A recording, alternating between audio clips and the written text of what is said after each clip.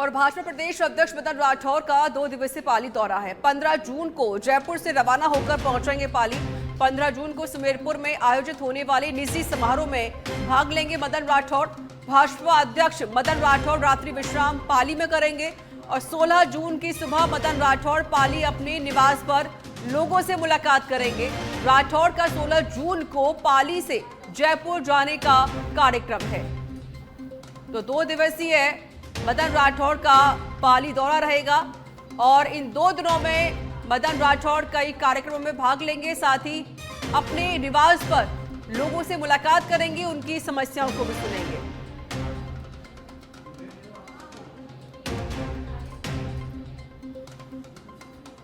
अजमेर में नाबालिग लड़की के साथ रेप का मामला सामने आया। किशनगंज थाना पुलिस के अनुसार 17 वर्षीय पीड़िता ने एक युवक पर गंभीर आरोप लगाए हैं। पीड़िता की शिकायत में बताया है कि आरोपी ने पहले उससे बहन का रिश्ता बनाकर विश्वास जीता और मोबाइल नंबर प्राप्त किया।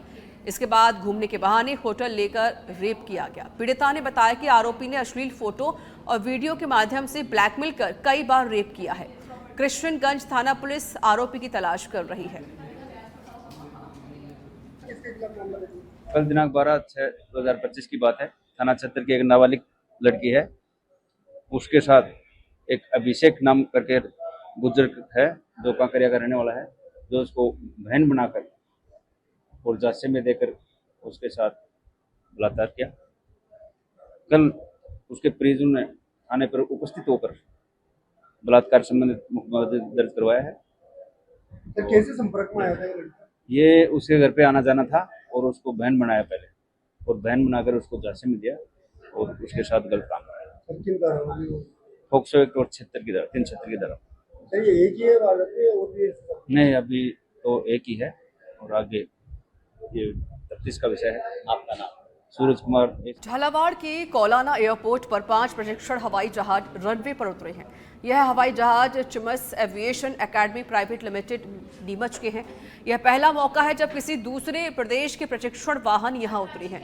इसके लिए कोलाना एयरपोर्ट एक्सीएन ने प्रमाण पत्र भी जारी किया था। बता दें कि कोलाना एयरपोर्ट पर एप्रन पर एक साथ 2 विमान खड़े हो सकते हैं और 2 विमान टर्न पेड पर एक रनवे पर नियमानुसार खड़ा हो सकता है।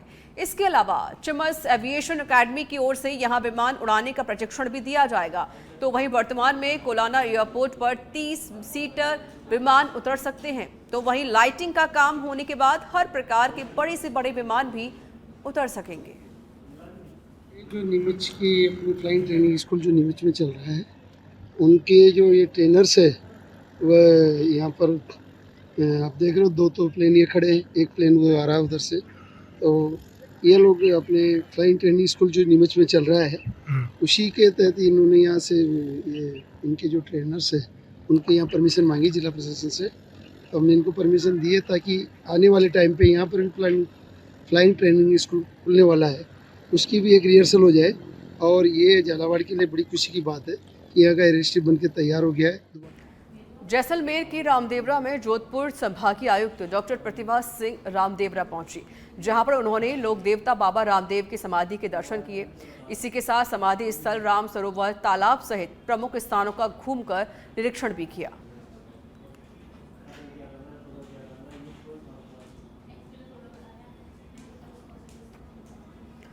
झुंझुनू में कई दिनों से पड़ रही भीषण गर्मी और तेज तपन के बाद आखिरकार बारिश ने आमजन को बड़ी राहत दे दी है।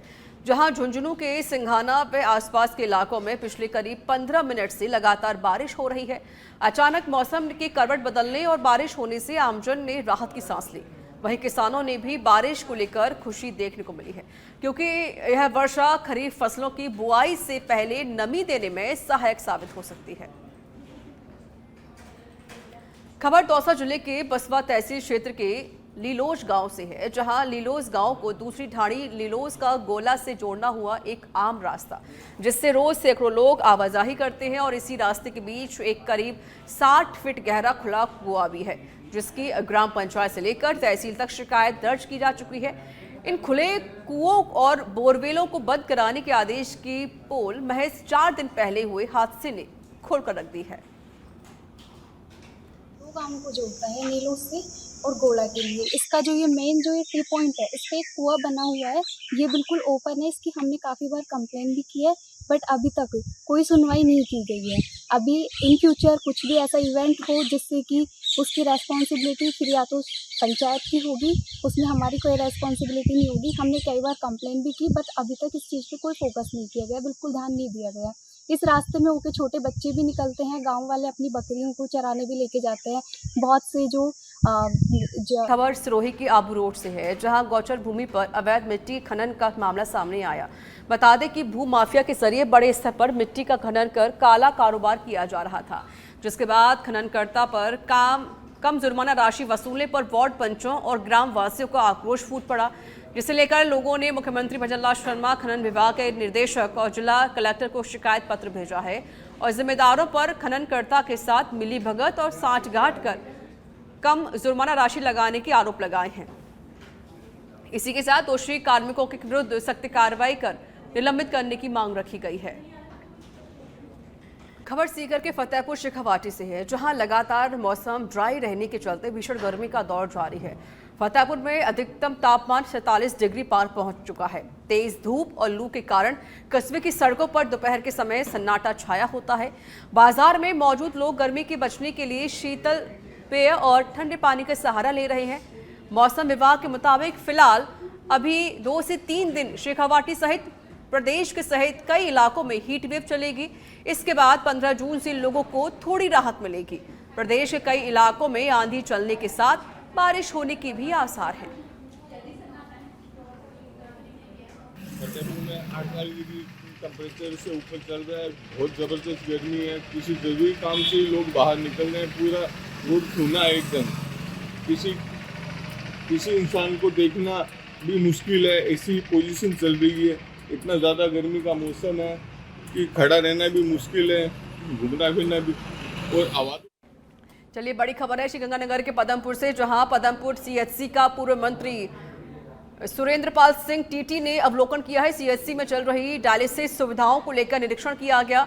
2 डायलिसिस मशीनों की सुविधाएं गत दिनों से शुरू हुई थी। 40 लाख की लागत से बनी रेस्टिंग लैब का भी निरीक्षण हुआ। सीएचसी में वंदे गंगा पर्यावरण के तहत किया गया है पौधारोपण।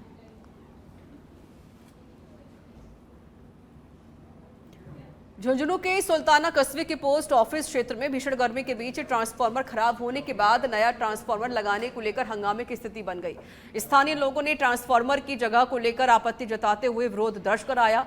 स्थिति बिगड़ने पर बिजली विभाग के कर्मचारी काम शुरू नहीं कर पाए और पुलिस को मौके पर बुलाना पड़ा। सूचना पर सुल्ताना थाने से पुलिस मौके पर पहुंची और जेईएन के साथ मिलकर विरोध कर रहे लोगों से समझाइश की गई।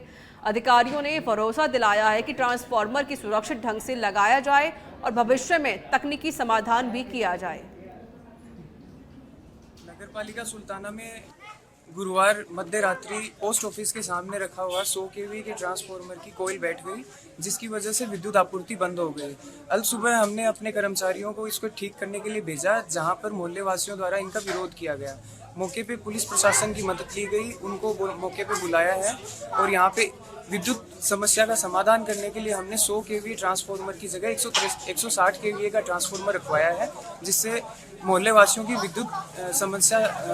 विद्युत जालौर के सायला में शहर की आबादी क्षेत्र में अवैध रूप से व्यावसायिक कॉम्प्लेक्स का धड़ल्ले से निर्माण कराकर मास्टर प्लान की धज्जियां उड़ाई जा रही हैं, जबकि उच्च न्यायालय के आदेशानुसार आबादी क्षेत्र में व्यावसायिक गतिविधियां नहीं की जा सकती, लेकिन इसके बावजूद जिम्मेदार अधिकारियों ने अपनी निगाहें फेर रखी हैं। खास बात यह है कि आवासीय कॉलोनियों में व्यावसायिक गतिविधियां संचालित होने से शहरवासियों की निजता से खत्म होती जा रही है। खबरों में आगे बढ़ते हैं। डीडवाना विधानसभा की भजनलाल सरकार की एक और सौगात मिली है। बता दें कि विधानसभा क्षेत्र में 15 करोड़ रुपए की सड़कों की स्वीकृति मिली है और नॉन पैंचेबल सड़कों के लिए 10 करोड़ रुपए की स्वीकृति दी गई है, जबकि मिसिंग लिंक सड़कों के निर्माण के लिए 5 करोड़ की राशि मंजूर की गई है। इसके बाद भाजपा कार्यकर्ताओं ने मुख्यमंत्री भजनलाल शर्मा और पीडब्ल्यूडी मंत्री दिया कुमारी का आभार जताया है।